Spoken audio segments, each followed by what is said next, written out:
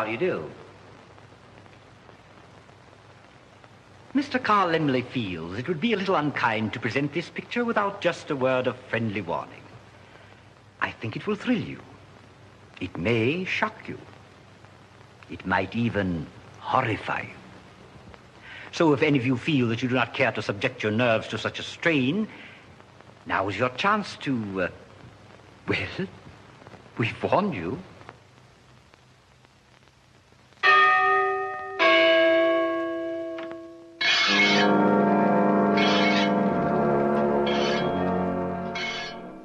No sería el escritor que soy en la actualidad, de no ser por las primeras películas de terror, especialmente las de la Universal.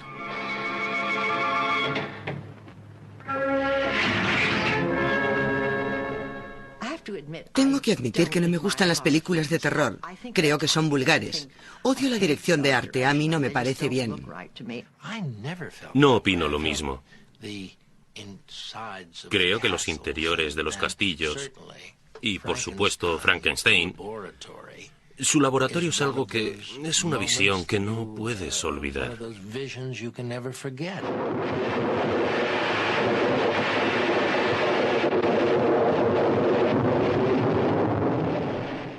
Nunca me cansaba de ellas. Te daban miedo, pero disfrutabas. No me gustan las películas de terror y no voy a verlas. Hammer. You're helpless, Anne, helpless. There's just one chance. If you can scream, but your throat's paralyzed. Try to scream, Anne, try. Perhaps if you didn't see it, you could scream. Throw your arms across your eyes and scream, Anne. Scream for your life! What's he think she's really gonna see?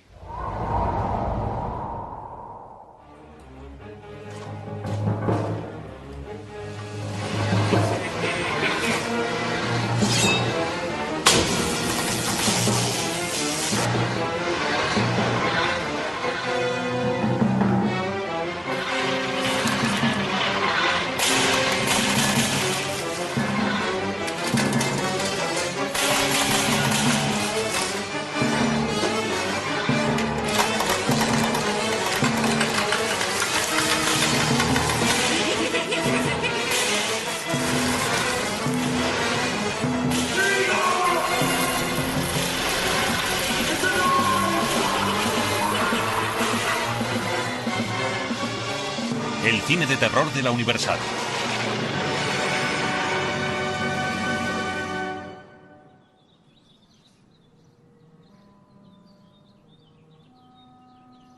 En esta casa de Hollywood vive Forrest Ackerman.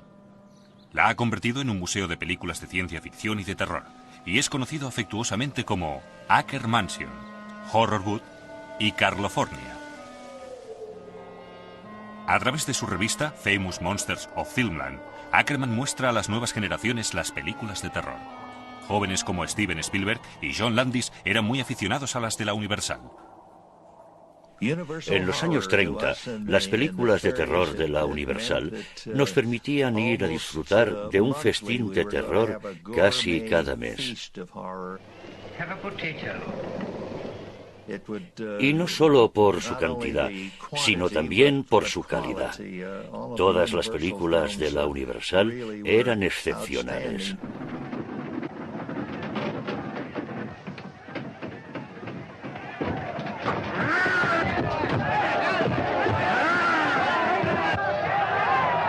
I'm going out after vampires. Vampires? Vampires! Ha, ha, ha! But I always understood you went after them with checkbooks, sir.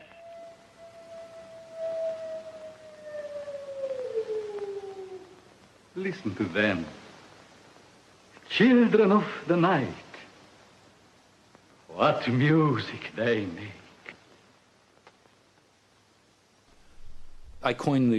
Titulé mi libro Hollywood Gothic porque describí el ambiente de las primeras películas de la Universal. Eran algo nuevo, una novedad, y el público corría a ver esas películas porque nunca habían visto nada como Drácula ni Frankenstein. La novia de Frankenstein empieza con un prólogo para reconocer la deuda de las películas de terror con la literatura inglesa. En 1816, en Suiza, Lord Byron, Percy Shelley y su novia Mary inician un concurso literario que daría como resultado dos de las más famosas historias de terror. Astonishing creature. I, Lord Byron. Frightened of thunder, fearful of the dark, and yet you have written a tale that sent my blood into icy creeps. Look at her, Shelley. Can you believe that bland and lovely brow conceived of Frankenstein? A monster created from cadavers out of rifled graves? I don't know why you think so. El Frankenstein de Mary Shelley se convirtió en una obra de teatro, y El bosquejo del vampiro de Byron pasó por varias manos hasta que Bram Stoker le dio su último toque en Drácula. En la pantalla, Drácula fue inmortalizado por Bela Lugosi. El monstruo de Frankenstein era Boris Karloff, que no era ruso sino inglés, y se llamaba William Henry Pratt. También interpretó al antiguo egipcio resucitado en La momia. La Universal introdujo a un cuarto monstruo, el hombre lobo, interpretado por Lon Chaney Jr. Solo la Universal lanzó una franquicia que fue creando personajes recurrentes que explotaron cuanto pudieron.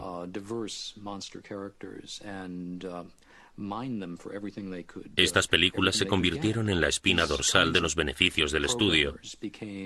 Y sin ellas, la historia de Hollywood sería muy distinta.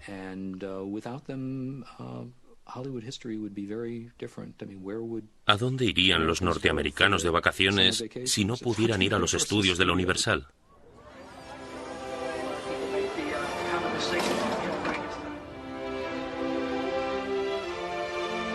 Los estudios de la Universal son de los pocos que permiten que el público visite sus instalaciones. Es el único estudio de Hollywood que sigue produciendo en sus platós originales, algunos de los cuales siguen en pie. Aunque ahora tiene mucho éxito, en los viejos tiempos, con frecuencia, la Universal tenía problemas financieros. Su primer objetivo era producir películas para un público rural, aunque de vez en cuando rodaban una gran película por su prestigio. Mucho antes de que fuera aclamada por su papel en Titanic, Gloria Stuart conoció a la vieja Universal. Era un estudio de clase B, en el Quinto Pino, en las colinas. Seguían utilizando las colinas para rodar los exteriores de los westerns. Los westerns eran como un banco de pruebas para los nuevos talentos. Janet Gaynor y Fay Wray empezaron en dos westerns de 2 rollos. Era como una familia, como una familia. El ambiente en la Universal era muy agradable. El estudio fue fundado por Karl Laemmle, un inmigrante judío alemán dedicado a su familia. Había luchado para que el hombre insignificante tuviera su lugar en la industria cinematográfica y había ganado. Preparaba a su hijo para dirigir el estudio que ya empleaba 70 parientes. Rebecca, la sobrina de Karl, era bailarina y vivía en el estudio. Luego se llamaría Carla. Era un ser humano maravilloso, muy democrático. Hablaba y escuchaba a todo el mundo. Si alguien tenía un problema, él le escuchaba. Y si necesitaba ayuda económica, él se la proporcionaba.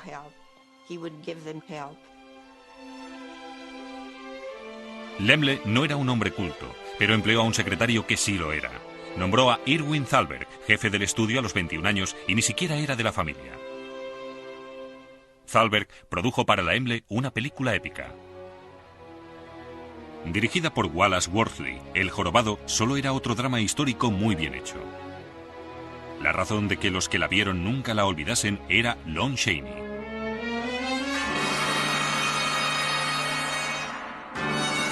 Quasimodo era un monstruo, pero tal como Victor Hugo lo había descrito, como un ser humano, y así lo interpretó Chaney. Su elaborada caracterización corporal incluía un doloroso castigo de una joroba de yeso de 8 kilos. Al igual que Quasimodo era azotado, Chaney se sometió al dolor en aras de su arte.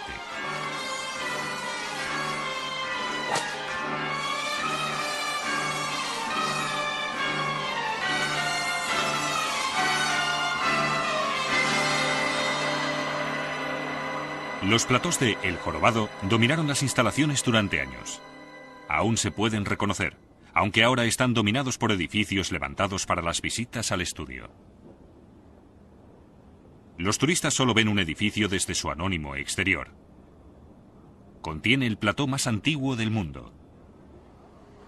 El famoso Plató 28, que aún sigue utilizándose. Construido para El Fantasma de la Ópera en 1925, contiene el escenario original de El Fantasma, cuidadosamente conservado bajo grandes plásticos. El auditorio de la Ópera de París.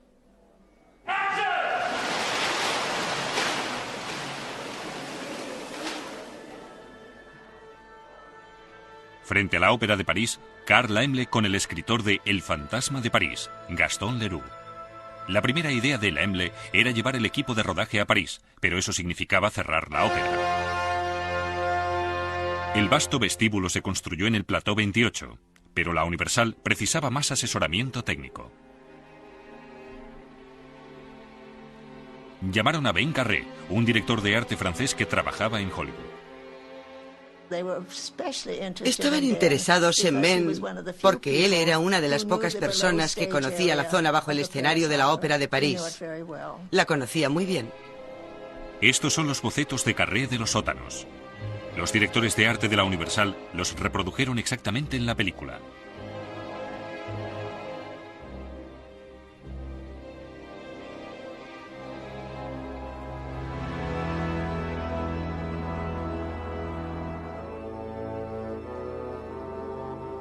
Este es el estilo que siempre se asociaría a las películas de terror de la Universal.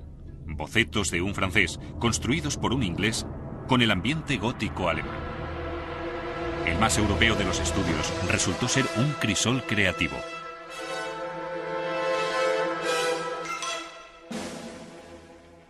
Y lo más importante para el éxito de El Fantasma fue el reparto. Con Norman Kerry y Mary Philbin como la pareja de enamorados, ¿quién iba a interpretar al fantasma? Lon Chaney o no puede rodarse, dijo el director Rupert Julian. Chaney tenía una cláusula en su contrato según la cual no se podía ver su caracterización antes del estreno de la película. Incluso las fotos de publicidad eran censuradas. El baile de máscaras fue una de las varias escenas rodadas en Technicolor de 2 colores, consiguiendo que el vestido de Chaney, como la muerte roja, aún resultara más amenazador.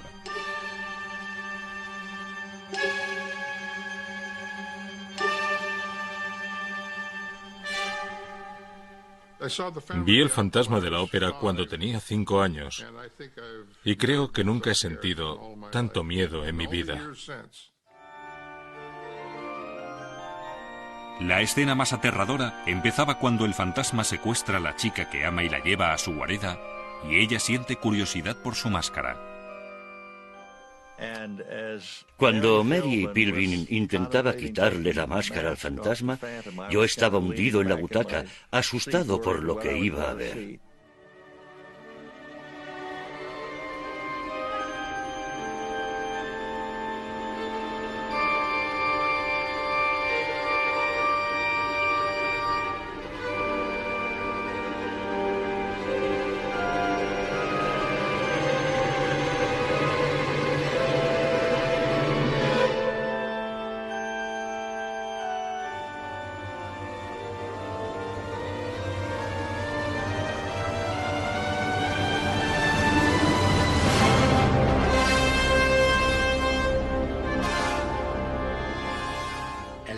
Cuando le quitó la máscara y se le vio la cara, sin nariz, solo las fosas nasales, la gente se puso a gritar.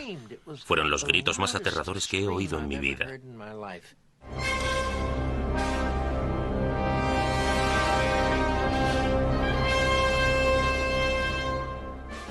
Esa noche fui a verla con mi hermano y llegamos a casa sobre las 9. Cruzamos el puente sobre el barranco y él se escondió debajo del puente. Y cuando yo ya había cruzado, él saltó y me dio un susto de muerte. Llegué a casa gritando y mi padre le dio una paliza a mi hermano. El Fantasma tuvo problemas de producción. Esta última persecución fue rodada por otro director. Sin embargo, recaudó $2 millones, más que El Jorobado, cuyo decorado de la catedral volvió a ser utilizado.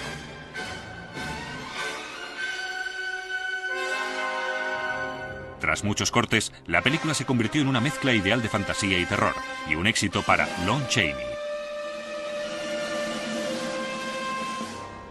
Su caracterización era muy parecida a las heridas de muchos veteranos de guerra.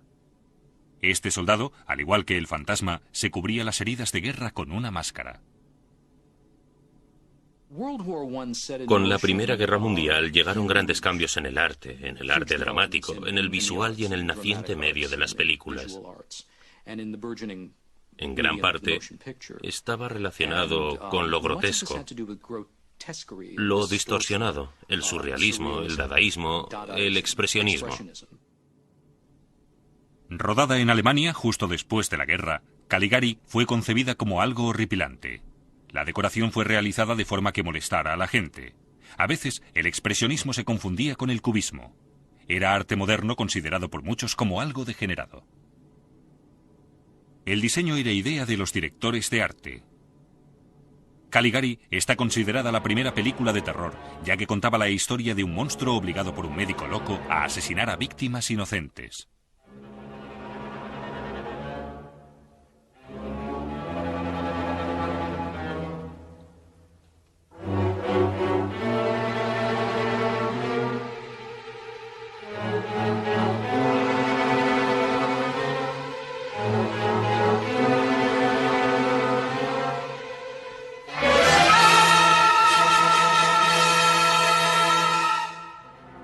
El Dr. Caligari, interpretado por Werner Krauss, es un charlatán de feria que se sirve de su espectáculo para ocultar sus crímenes. El sonámbulo fue interpretado por Conrad Veidt.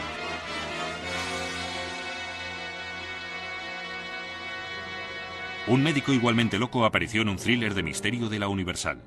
Su heroína era Laura LaPlante, y el terror estaba enmascarado por el humor. Las películas norteamericanas evitaban lo sobrenatural. Las apariciones fantasmagóricas invariablemente eran protagonizadas por delincuentes. En esa película se pueden ver todos los detalles de las posteriores películas de terror. Los largos y oscuros pasillos, los cortinajes movidos por el viento.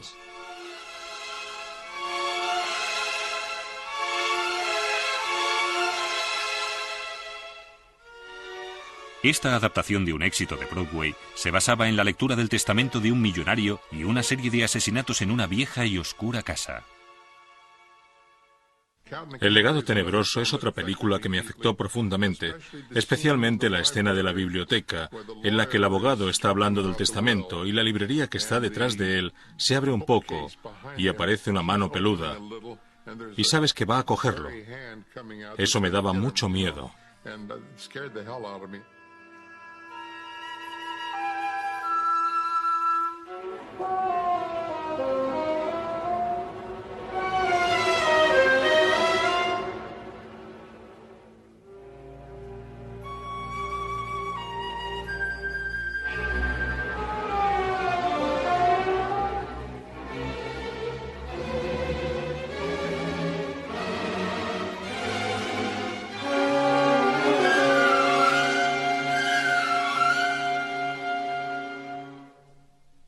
Es una de las escenas más vívidas que he visto en una película.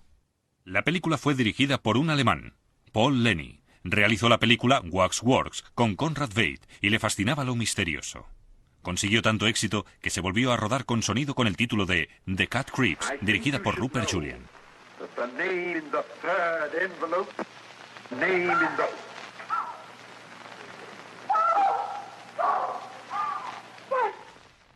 2 años más tarde, James Whale le siguió rindiendo tributo con El caserón de las sombras. El crítico cinematográfico Gavin Lambert le preguntó a Whale qué películas le habían influenciado. Habló mucho de Paul Lenny.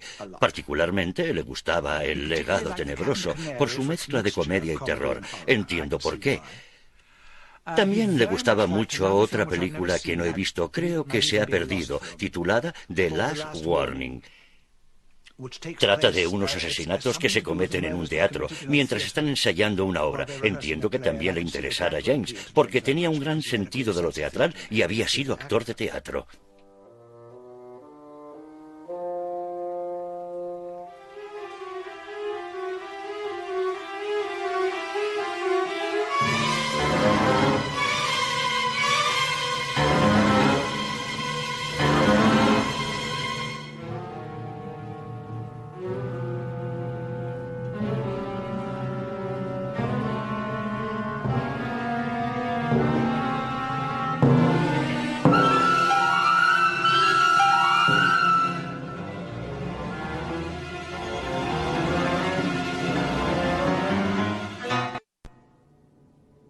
Paul Lenny se convirtió rápidamente en el director principal del estudio, y Carl Laemmle quiso repetir el éxito de El Jorobado con otro drama de un ser desfigurado, El hombre que ríe.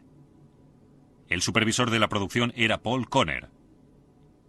Al igual que El Jorobado, estaba basado en una novela de Victor Hugo y tenía que protagonizarla Lon Chaney. En la Inglaterra del siglo XVII expulsaron a una secta porque mutilaban a los niños para venderlos como monstruos. A este muchacho, Gwynplaine, le han desfigurado la boca.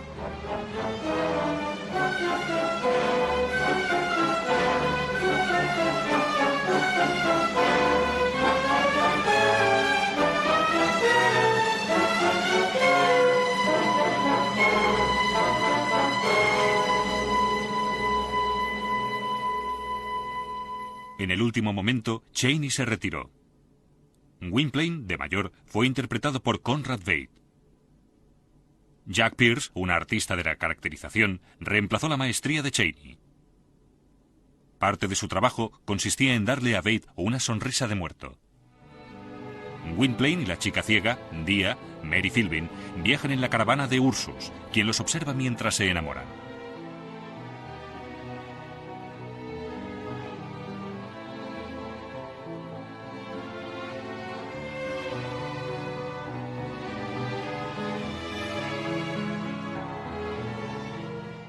Al terminar la película, cuando la vi por primera vez, creo que tendría 6 o 7 años, estaba llorando. Hace un par de años que volví a verla y sigue funcionando, porque tú eres la persona necesitada, la que sufre la agonía, la que sonríe permanentemente.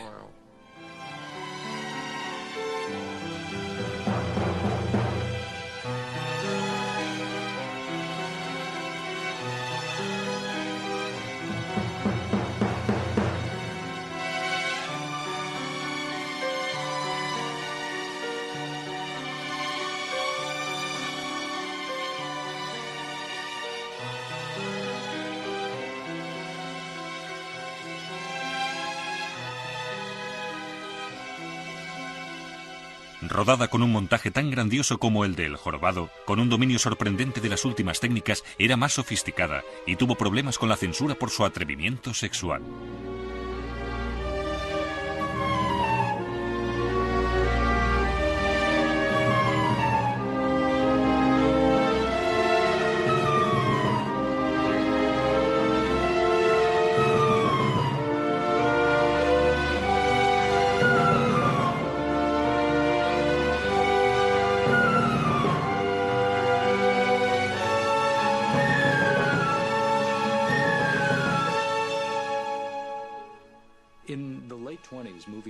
A finales de los años 20, las películas se convirtieron en chivos expiatorios a ambos lados del Atlántico para los grupos cívicos y los reformistas sociales que estaban convencidos de que las películas destruían la moral y podían inducir a la juventud de Estados Unidos e Inglaterra a cometer actos violentos e incluso asesinatos.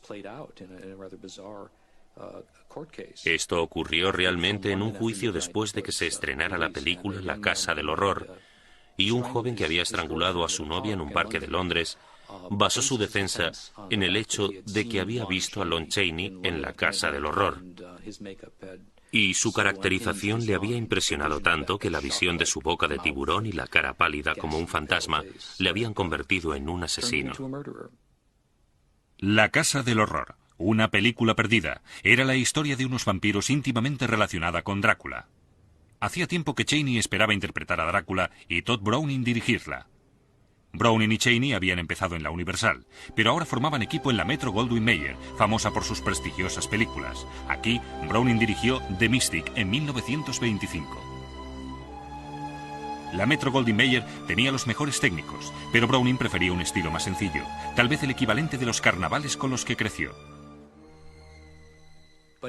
Pero tuvo un gran impacto en el desarrollo de las películas de terror. Su interés en los melodramas con seres desfigurados, mutilados y con venganzas encajaba muy bien con los intereses de Lon Chaney, y realizaron muchas películas inolvidables. Proporcionaron los cianotipos y los mapas para las posteriores películas sonoras de terror. En The Penalty, Chaney interpretaba a un gángster tullido. Dirigida por Wallace Worsley, la película levantó protestas por su violencia que provocaron una mayor dureza de la censura.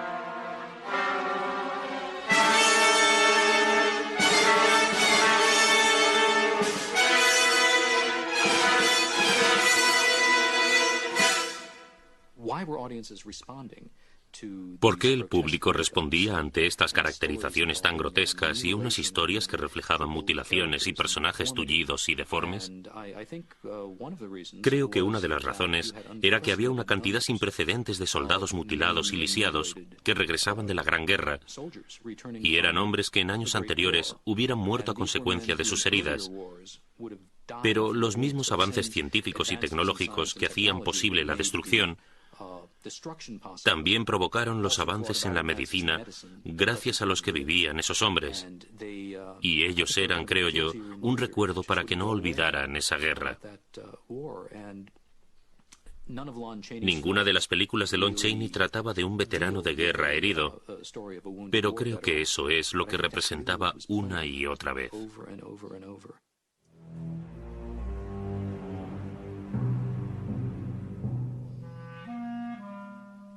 En esta escena, Chaney visita a un cirujano para pedirle que le ampute los brazos. Es un criminal identificable por un defecto genético. Chaney ama a la chica del circo, interpretada por Joan Crawford, quien no soporta que la toquen. Ella cree que es el tullido sin brazos que finge ser en el circo. A él le alegra ver que ella rechaza al forzudo del circo, Norman Kerry. Pero cuando regresa tras ser operado, descubre que son amantes.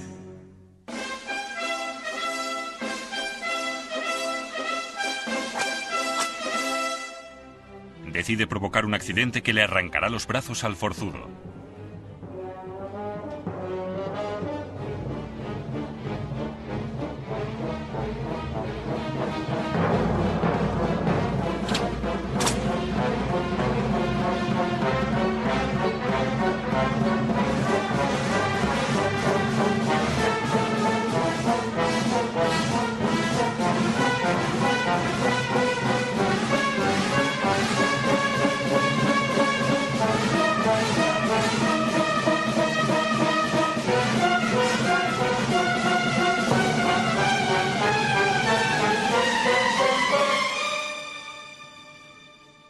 Todd Browning era el principal director de estas películas macabras, y la Universal le contrató con la esperanza de que dirigiera Drácula. La novela de Bram Stoker había sido un éxito teatral, pero los lectores del estudio de Laemmle le advirtieron que ningún público la soportaría. Pero en 1929, el tío Carl le regaló el estudio a su hijo al cumplir los 21 años. Había educado al muchacho según el folclore alemán. A Carl Laemmle Jr. le encantaban las películas de terror. De niño le volvía loco cualquier cosa que fuera macabra o terrorífica. Así que pensó que sería una gran idea realizar películas así. Pero su padre estaba en contra. A él le parecía una idea terrible. Carl Laemmle estaba a favor del espectáculo. Aquí está en una fiesta, pero Drácula no podía considerarse un espectáculo a menos que lo interpretara Chaney. Junior podía estar al mando, pero Drácula no sería financiada sin Chaney. Paul Conner quería rodar Drácula con Conrad Veidt y Paul Lenny, pero Veidt volvió a Alemania y no regresaría hasta la guerra, cuando rodó Casablanca, y Paul Lenny murió repentinamente en septiembre de 1929 a causa de un envenenamiento de la sangre. Conner fue relegado y Junior se convirtió en productor. Fue tras el equipo formado por Browning y Chaney, y aunque consiguió a Browning, Chaney resultaba más difícil. Junior no quería al actor que lo había interpretado en el escenario y envió este telegrama a su agente: "No me interesa Bela Lugosi". Chaney se estaba muriendo debido a un cáncer de pulmón. Rodó una película sonora y murió en agosto de 1930. Chaney murió cuando yo tenía unos 10 años. Fue el fin del mundo. En ese tiempo pensé que si la muerte podía morir, y él personificaba la muerte, yo no estaba seguro. Su muerte me amenazaba. Fue la primera muerte de alguien que no era de mi familia. Fue algo terrible. Con la muerte de Chaney, la dirección tuvo que reconsiderar sus proyectos. Por primera vez, el cine norteamericano se arriesgó con una premisa excéntrica y sorprendente. Drácula era lo que parecía ser, un demonio del infierno de 500 años que chupaba la sangre, y al estudio le asustaba la idea. Sabían que la obra teatral había sido muy lucrativa, pero un estudio tras otro la había rechazado porque creía que el público no la aceptaría.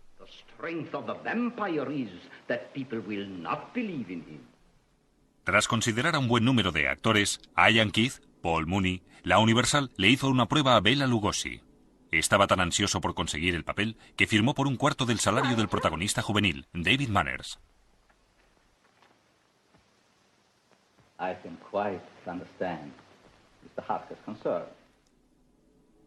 En 1989, David Scal entrevistó a David Manners. Me dijo que la producción estaba muy desorganizada y que los actores no se la tomaban en serio. Con la excepción de Lugosi, quien, según parece, a diferencia de un vampiro de verdad, no hacía más que mirarse en el espejo. Paseaba por el plató, frente a un espejo de cuerpo entero, embozado en su capa, repitiendo: "Yo soy Drácula". Now that you have learned what you have learned, it would be well for you to return to your own country. I prefer to remain and protect those whom you would destroy. Yo crecí en Hollywood. Mi madre era script y llevaba el guión de Drácula, y yo la acompañaba por las noches. Me sentaba encima de los ataúdes y hacía mis deberes mientras veía el rodaje. No sé cómo salieron mis deberes porque Lugosi me aterrorizaba. Estaba convencido de que él era el auténtico Drácula. Él era Drácula. Siempre se comportaba como tal. Se metió en su personaje. Me dijeron que tenía un ataúd en su habitación, aunque no sé si era cierto o no, pero eso decían. Era muy amable. Nick Webster visitó con su madre la casa de Lugosi. Recuerdo que la casa estaba pobremente iluminada, con cortinas de terciopelo. Había un aire de misterio que, como niño, yo exageré un poco. Pero lo más importante es que estar en aquella casa oscura, escuchar a Drácula y ver sus penetrantes ojos fue una experiencia aterradora.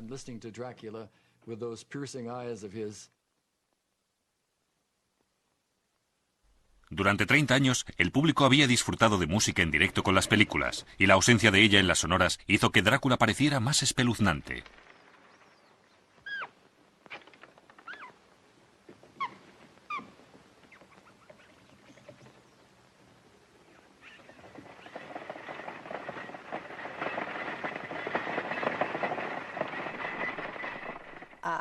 Resulta que yo actué en la primera escena del carruaje de Drácula y dije las primeras frases del diálogo,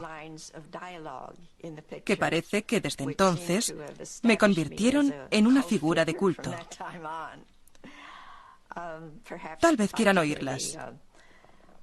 Entre los escabrosos picos que dominaban el paso del Borgo.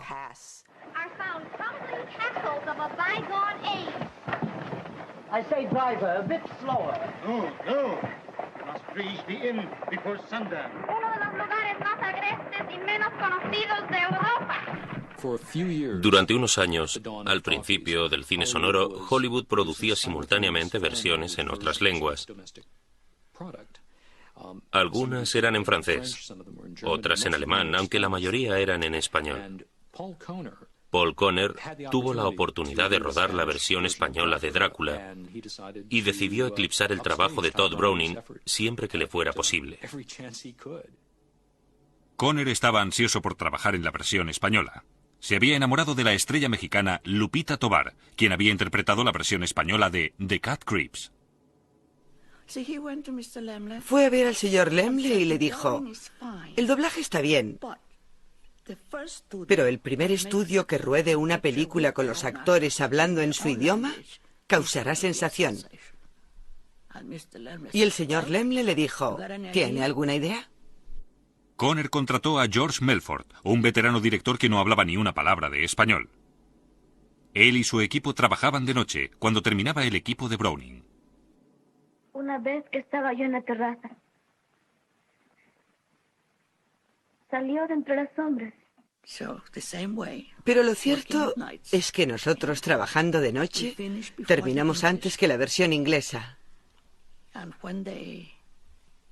Cuando la presentaron, fue una sensación, porque todos opinaron que era más emocionante que la versión en inglés.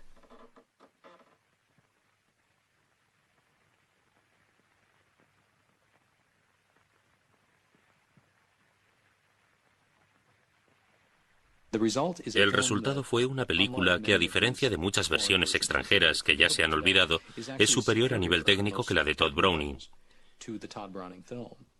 En el Hollywood de los años 30 existía el mito de que la cámara tenía que estar inmóvil tras las cajas de resonancia.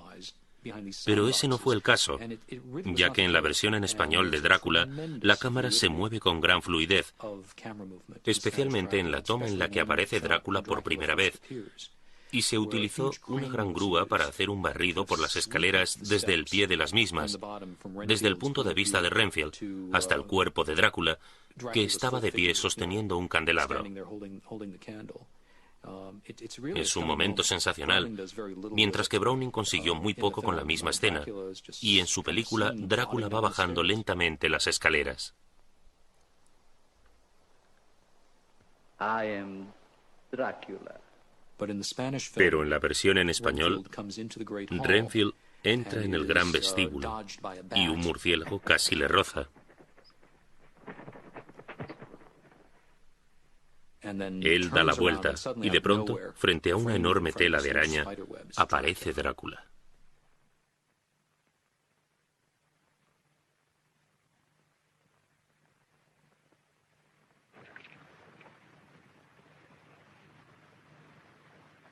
Soy Drácula. No podía usted ser más oportuno. Thanks. It looks very inviting. Ouch. La versión en inglés se convirtió en un clásico, principalmente gracias a Lugosi.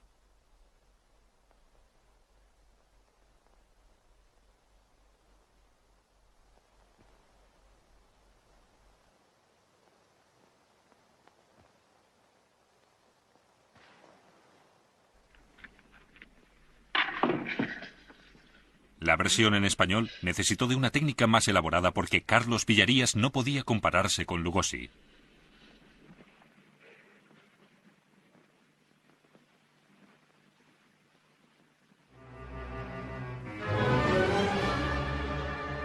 En cualquier caso, ambas se beneficiaron del original de F.W. Murnau, una copia que la Universal acababa de adquirir.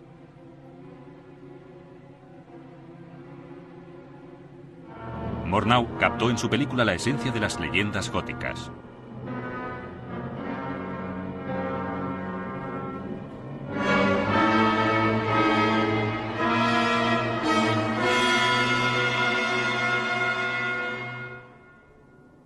Murnau había sido llamado a California por la Fox. Yo sabía que Paul respetaba profundamente a Murnau. Lo admiraba. Creo que, en cierto modo, siguió sus ideas.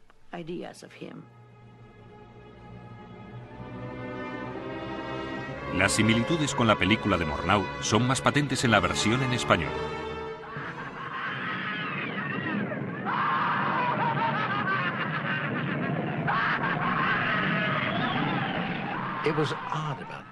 Lo de Drácula fue algo muy curioso, porque creo que muchos jóvenes, yo entre ellos, vivieron sus primeras emociones sexuales, porque él tenía algo, y el cuello de la chica, sus movimientos silenciosos.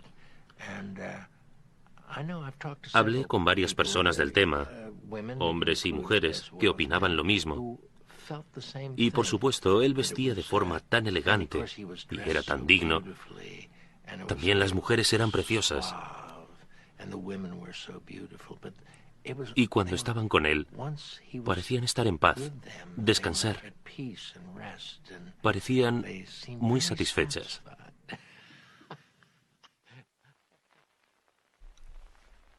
Gracias principalmente a Drácula, durante la Gran Depresión, 1931 fue el único año con beneficios para la Universal. El monstruo supremo de la galería de la Universal fue el creado por Mary Shelley.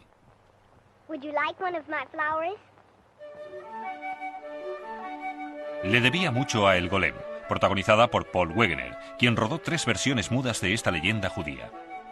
Accidentalmente, una niña elimina su fuente de energía. Interpretado por Charles Ogle, el monstruo de Frankenstein había aparecido por primera vez en pantalla en 1910, en una película de un solo rollo de Edison.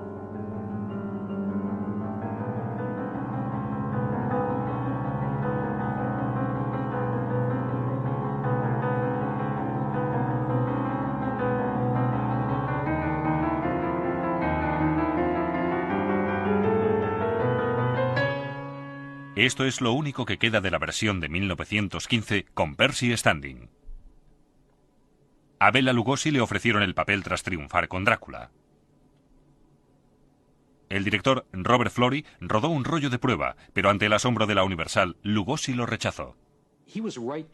Hizo bien en rechazarlo, porque el guión que le mostraron no era el que le dieron a Boris Karloff.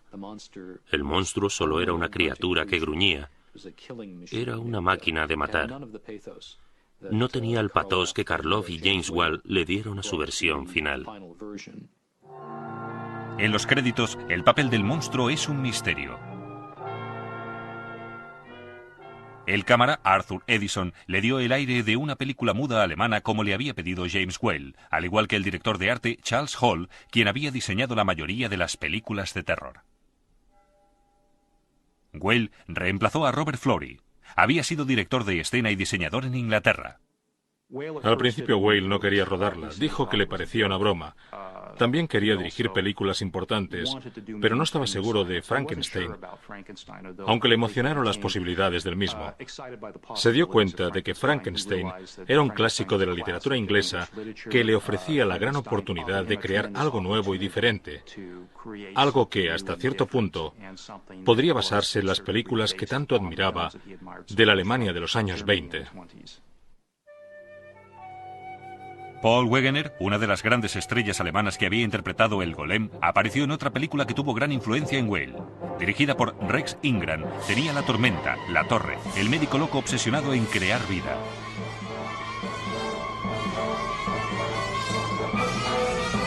Incluso El ayudante jorobado. La película terminaba siguiendo la tradición. Como La novia de Frankenstein,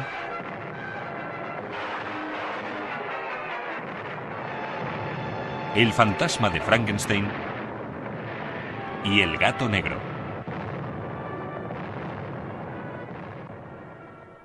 Pero Frankenstein tenía algo que le faltaba a The Magician, un monstruo. La primera vez que vi Frankenstein me oculté bajo la butaca. Incluso el tráiler que había visto la semana anterior me asustó. El monstruo es creado por Henry Frankenstein e interpretado por Colin Clive, con unos sorprendentes efectos eléctricos.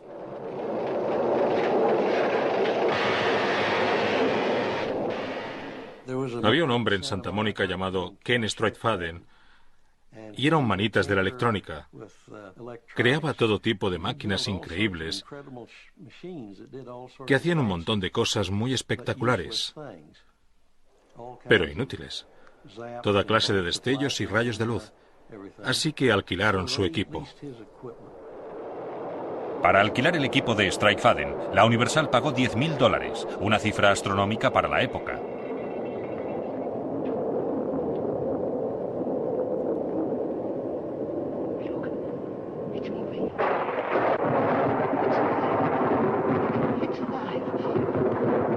¿Qué aspecto debería tener el monstruo? Las primeras representaciones variaban desde guapos hasta ridículos.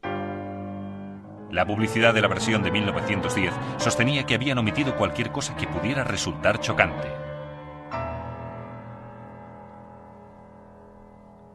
James Whale se había basado en un papel que había representado en un teatro de Londres, el hijo mudo y medio muerto en A Man with Red Hair. George O'Brien había llevado botas con pesas de plomo en Amanecer, de Murnau, que pudo haber inspirado la forma de andar del monstruo. Boris Karloff había actuado en muchas películas desde la guerra, pero seguía siendo un desconocido. Se lo recomendaron a James Whale, quien vio que tenía las cualidades precisas. Realizó algunos bocetos y se los dio a Jake Pierce, que era el jefe de maquilladores de la Universal. Creo que Jake Pierce era uno de los mejores maquilladores que he conocido. Se sentía muy orgulloso de su trabajo. Recuerdo que de niña lo miraba maquillar a Boris Karloff como Frankenstein. Estaba fascinada.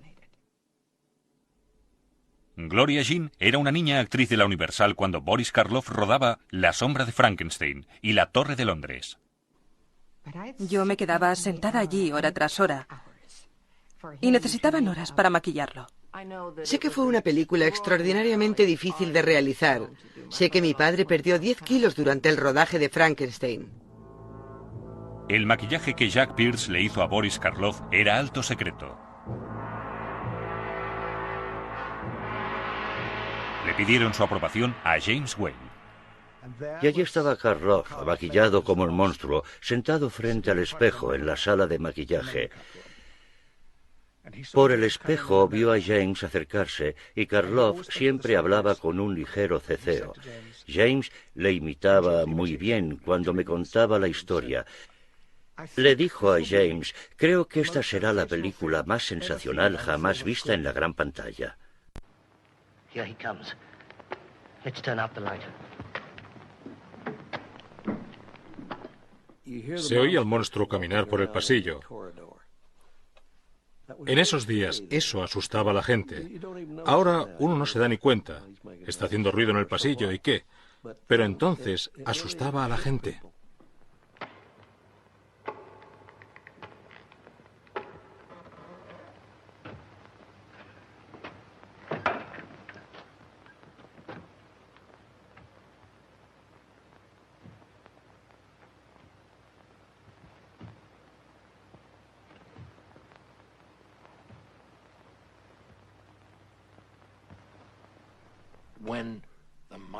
Cuando el monstruo salía con su andar embarado,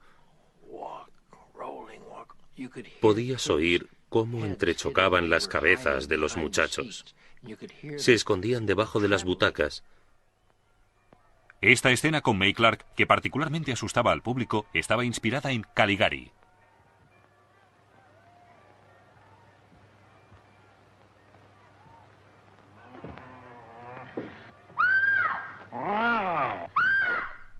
Fui al cine Orfeum, en la calle Market, y frente al cine había una ambulancia. Me dije a mí mismo, ¿pero qué clase de película voy a ver? En el vestíbulo vi a dos enfermeras. Yo tendría 15 años y todo eso me dio un poco de miedo.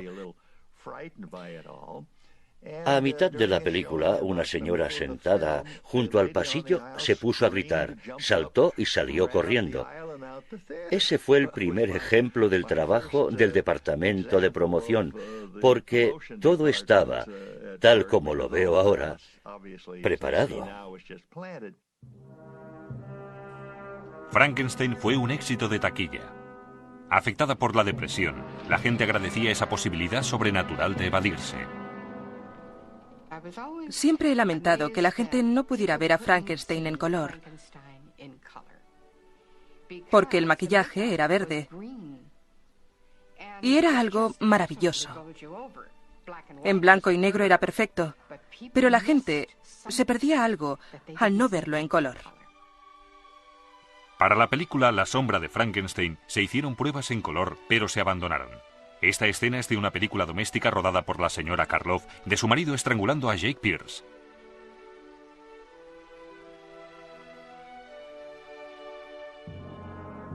El preestreno de Frankenstein tuvo lugar en Santa Bárbara. Años más tarde, James Whale recordaba el acontecimiento con un amigo, el director de cine Curtis Harrington.